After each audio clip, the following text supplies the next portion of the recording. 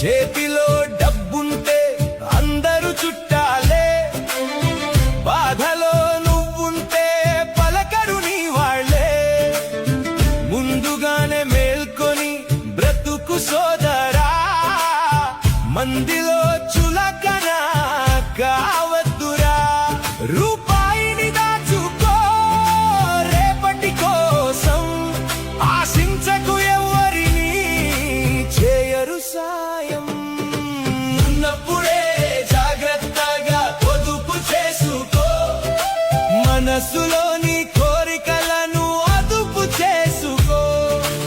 అవసరాలు గుర్తెరిగి నువ్వు నడుచుకో, ఆడంబరాలకు పోకుండా నువ్వు మసలుకో.